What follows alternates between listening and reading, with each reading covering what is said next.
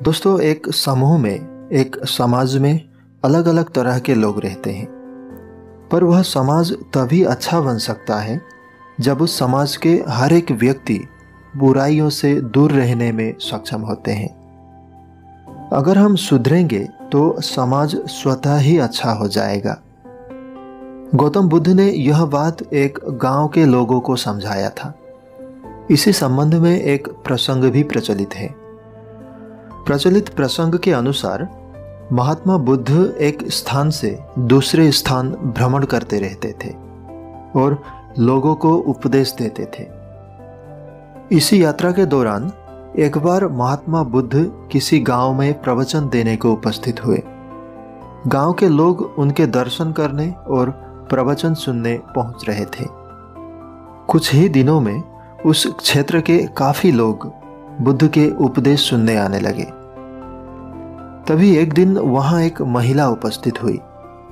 उसने बुद्ध से पूछा कि आप तो किसी राजकुमार की तरह दिखते हैं, आपने युवावस्था में ही संन्यास क्यों धारण कर लिया? बुद्ध ने कहा कि मैं 3 प्रश्नों के हल ढूंढना चाहता था, इसीलिए मैंने संन्यास लिया है।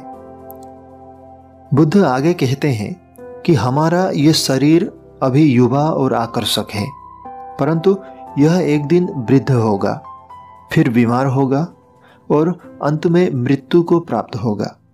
मुझे वृद्धावस्था, बीमारी और मृत्यु, इन 3 प्रश्नों के हल मुझे खोजने थे। बुद्ध की यह बातें सुनकर वह महिला बहुत प्रभावित हुई और उसने उन्हें भोजन के लिए आमंत्रित किया। बुद्ध ने हर्ष के साथ उसका यह आमंत्रण स्वीकार किया। जैसे ही यह बात गांव के लोगों को मालूम हुई तो सभी ने बुद्ध से कहा कि वे उस स्त्री का यह आमंत्रण परित्याग करें, क्योंकि उसका चरित्र अच्छा नहीं है। बुद्ध ने गांव के सरपंच से पूछा कि क्या यह बात सत्य है? सरपंच ने भी गांव के लोगों की बात में अपनी सहमति जताई। तब बुद्ध ने सरपंच का एक हाथ पकड़कर कहा, अब इस एक हाथ से ताली बजाकर दिखाओ। इस पर सरपंच ने कहा, यह तो असंभव बात है बुद्ध, एक हाथ से ताली नहीं बज सकती। तब बुद्ध ने कहा, ठीक इसी तरह कोई महिला अकेले ही चरित्रहीन नहीं हो सकती। अगर इस गांव के पुरुष चरित्रहीन नहीं होते तो वह महिला भी चरित्रहीन नहीं होती। गांव के सभी पुरुष बुद्ध की यह बात सुनकर लज्जित हुए।